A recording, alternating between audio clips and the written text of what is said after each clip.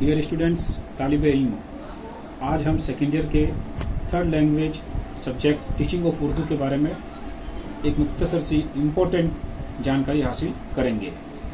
इसमें हमारा आज का टॉपिक है ज़बान की महारतें, जो कि उर्दू सीखने के लिहाज से बहुत ही मुफीद है। ज़बान की महारतें, किसी भी ज़बान की तदरीस की महारतें उसका मकसद होता है। इसमें ख़ास तौर से बोलना, लिखना, पढ़ना और समझना, ये चार फैक्टर हमें हमेशा याद रखने चाहिए उर्दू टीचिंग के लिए। पहले हमें बोलना, लिखना, पढ़ना और समझना आना चाहिए। इसके साथ ही ये भी हमें बताना चाहिए कि जो है अहमियत क्या है इस ज़बान की। इस मकासद में बोलना और लिखना सिखाने की अहमियत अमली है। बोलना और सिखाने की अमली, ध्यान से सुनना आप। इस मकासद में बोलना और लिखना यानी ये जो दोनों है ये अमली अहमियत में है। और पढ़ना और समझना, ये जो दो अहमियत है वो नजरी अहमियत है। अमली अहमियत और नजरी अहमियत है। अब इसको हम और आगे लेते हैं। ज़बान की तदरीस में बोलने की अहमियत अव्वल है और लिखने की अहमियत दोयम है। यानी कि बोलना पहले है और लिखना बाद में है। यानी हमें पहले ज़बान की तदरीस के लिए पहले बोलना आना चाहिए और फिर लिखना आना चाहिए। दोनों की अपनी अहमियत है, लेकिन अव्वल ये है और दोम ये है। इसके साथ ही हमें जो है उर्दू ज़बान के पढ़ना और लिखना सिखाने के मुख्तलिफ तरीके हैं, जो हम आज तफसील से जानकारी हासिल करेंगे। इसमें हम आज दो तरीके बताना चाहेंगे। अलिफ, तरकीबी तरीका। ध्यान से सुनना आप लोग। तरकीबी तरीका क्या है? ये तरकीबी तरीका, ये तरीका ऐसा है जो आमतौर से सभी मदरसों में, स्कूल में किसी भी लैंग्वेज को सिखाने में किया जाता है। इसे हम कह सकते हैं ये एक सीधा और सही तरीका है। इसको हम रटना भी कह सकते हैं। तरकीबी तरीका है ये। क्या है ये? तरकीबी तरीका। इसको हम कदीम तरीका भी कहते हैं। कदीम तरीका क्या है ये कदीम तरीका? इसमें ये है जो है जड़ से कुल की तरफ जो है इसमें पढ़ाया जाता है, पढ़ना और सिखाया जाता है। जैसे हम बात करें इस तरीके में सबसे पहले सबसे छोटी यूनिट को लिया जाता है। सबसे पहले सबसे छोटी बात को, सबसे छोटी चीज को बच्चों के सामने पेश किया जाता है। जैसे कि हुरूफ तहजी, जिसके बारे में हमने पहले भी जाना है। हुरूफ तहजी जो 52 होते हैं। हुरूफ तहजी ये तरतीब से लिखना और पढ़ना आना चाहिए हमें। यानी पहले हमें इसको पढ़ना आना चाहिए, लिखना आना चाहिए, और उसके बाद में हमें जो है हुरूफों की बनावट के बारे में, उनकी शक्लों के बारे में तफसील होनी चाहिए। यानी हमें पहले क्या आना चाहिए? लिखना, फिर पढ़ना, फिर उनकी शक्लों के बारे में, उनकी मुख्तलिफ जानकारी हमें होनी चाहिए। एराब का भी इसमें खास तौर से ध्यान रखा जाता है। एराब, इसको हमने शायद पहले पढ़ा है, बता देते हैं। एराब यानी कि जो जेर जबर पेश होते हैं वो एराब कहलाते हैं। तशदीद वगैरह, इनको जो है ख़ास तौर से किसी भी उर्दू को, किसी भी अल्फाज को लिखते समय ध्यान रखना चाहिए। इसके बाद में हम कह सकते हैं ये एक ऐसा तरीका है जो कि जड़ से कुल की तरफ चलता है। यानी हम कह सकते हैं छोटे से बड़े की तरफ चल सकता है, सरल से जो है कठिन की तरफ चलता है ये। इसमें धीरे धीरे बच्चे को आगे बढ़ाया जाता है, सिखाया जाता है।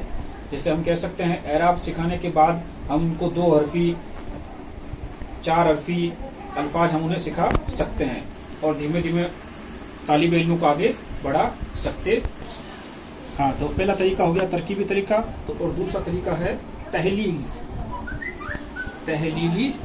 तरीका। तहलीली तरीका, ये तरीका तरकीबी तरीके का एकदम उलट है। कैसा है ये? मुतजाद है, हम कह सकते हैं, उलट है। क्यों? क्योंकि ये जो है कुल से जड़ की तरफ चलता है, जबकि वो कैसा चल रहा था? जड़ से कुल की तरफ। ठीक है, इसमें क्या होगा? इसमें जो है हम जो है पढ़ाते हुए हम इसको सिखाते हैं, ठीक है। जैसे कि हम कह सकते हैं कि इस तरीके में सबसे पहले जुमले से कलमा से लफ्ज और लफ्ज से हरूफ की पहचान और मश्क करवाई जाती है। देखिए कितनी अच्छी बात सामने आई यहाँ पर। हम वहाँ क्या कर रहे थे पहले कदीम तरीके में? हरूफ तहजी लिखना, पढ़ना, शक्लें, एराब के बारे में छोटी छोटी मुख्तलिफ जानकारी देकर के हम उसे बड़े रूप में ले जा रहे थे। यहाँ हम क्या कर रहे हैं? यहाँ हम शुरुआती उसकी हम कहाँ से कर रहे हैं? जुमले से। किससे कर रहे हैं? जुमले से। जुमले से हम उसको कहाँ ले जा रहे हैं? कलमा में। फिर कहाँ ले जा रहे हैं उसको? लफ्ज में। देखिए आप ध्यान से देखना, आप लफ्ज में, यानी कि हम यहाँ बड़े से छोटे रूप की तरफ जा रहे हैं, और वहां हम कहाँ जा रहे थे? कदीम तरीके में छोटे से बड़े फॉर्म में। तो जुमला से कलमा से लफ्ज, लफ्ज से हरूफ, लफ्ज से हरूफ की पहचान करवा रहे हैं हम, और फिर मश्क करवा रहे हैं, और मश्क के साथ साथ में हम जो उसको जो है बड़े बड़े सेंटेंस बनाना सिखा रहे हैं। तो यानी हम यहाँ इसमें क्या कर रहे हैं? इसमें हम जो पूरी जिम्मेदारी ले रहे हैं कि तालिबे इल्म जो है वो पहले से ही परफेक्ट हो, और धीरे धीरे वो छोटी चीजों की तरफ जाकर के सीखे। अब इसी टॉपिक को हम और आगे लेते हैं थोड़ा सा। उर्दू लिखना सिखाने के जो तरीके हैं, लिखना सीखना के जो तरीके हैं, उसी को हम थोड़ा और आज आगे बढ़ाते हैं, जिसे हम महारतें कहते हैं। उर्दू लिखने की महारत के लिए एसडी, पास्थोलॉजी, मॉन्टेसरी और कई सारी जो है टेक्निक काम में ली जाती है, जिनके बारे में आप अदर लैंग्वेज सब्जेक्ट में भी पढ़ते हैं, जिन्हें हम टीचिंग मेथड भी कहते हैं। उर्दू महारत सीखने के लिए सबसे जरूरी कुछ बातें हैं जो कि आपको हमेशा याद रखनी है। जैसे पहली बात, बच्चों से मोटे कलम से लिखवाने की मश्क करवाई जाए। उर्दू लिखने के लिए, पढ़ने के लिए, समझने के लिए सबसे पहली चीज है, सबसे पहली शर्त है, बच्चों से मोटे कलम से लिखवाने की मश्क करवाई जाए। मोटे कलम से लिखवाने की मश्क करवाई जाए। दूसरी है बात, खुशखत का खुशूसी जो है तरीका ध्यान में रखा जाए। यानी खुशखत, जिसके बारे में हमने पहले ही बात की है कि आपको खुशखत इमला जो है वो डेली लिखने की प्रैक्टिस करनी चाहिए। तो मोटा कलम से लिखने की प्रैक्टिस करें, खुशखत डेली लिखें। तीसरी बात आती है इसमें, हुरूफ की बनावट साफ और यकसा होनी चाहिए। हुरूफ की बनावट जो है वो साफ होनी चाहिए। हुरूफ की बनावट आपकी लिखी हुई साफ होनी चाहिए। चौथी और बहुत ही इंपॉर्टेंट बात है, सतरें जो है वो सीधी होनी चाहिए। यानी जो आप लिख रहे हैं वो लाइन जो है वो एकदम सतरें सीधी हो। कैसी हो? वो सतरें सीधी लाइन में लिखना चाहिए। हुरूफ की बनावट जैसे दाल, रे, ड़े, ये सब जो है लाइन के आधा ऊपर आधे नीचे आते हैं, इन बातों का हमें खास ध्यान रखना चाहिए। पांचवी बात है, इमला की दुरुस्तगी जरूरी है। इमला जो है उसकी दुरुस्तगी जरूरी है। इसके बाद में एक और बहुत ही इंपॉर्टेंट बात आती है सामने कि जो है रमूज अवकाफ का इस्तेमाल करना हमें आना चाहिए।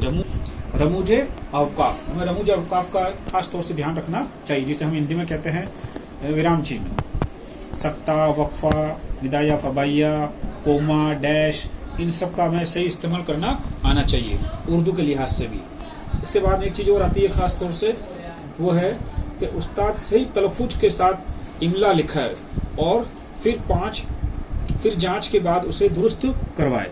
यानी कि आपको इमला सही लिखनी आनी चाहिए, और उस्ताद को भी चाहिए कि वो वक्तन वक्तन उसको जांच करता रहे। ये कौन सी बात हो गई? 7वीं बात हो गई। और आखिरी 8वीं बात है तेजी से लिखने की मशक भी करवाई जाए, तेजी से लिखने की मशक करवाई जाए, यानी कि आपको तेजी से लिखना भी आना चाहिए। इससे क्या होगा, आपको उर्दू तदरीस, उर्दू की महारतें, जबान की महारतें लिखने में आसानी होगी। छोटे बच्चों को हम जो है standing line, standing line, standing line, sleeping line और सेमी सर्कल, सेमी सर्कल, ऐसे डॉट्स, ऐसे स्क्वायर, ऐसे बना के हम प्रैक्टिस करवा सकते हैं। इस तरह से हम छोटी छोटी चीज़ों से उर्दू की महारतें आसानी से छोटे बच्चों में पैदा कर सकते हैं। तो दोस्तों, ये वीडियो आपको कैसा लगा जरूर बताइए स्टूडेंट्स, और इसमें कोई अच्छी जानकारी आपको मिले मुझे बताइए। कोई प्रॉब्लम्स हो तो मुझे ज़रूर कॉल करिए, इंशाअल्लाह उसकी दुरुस्त किया जाएगा। अस्सलाम वालेकुम।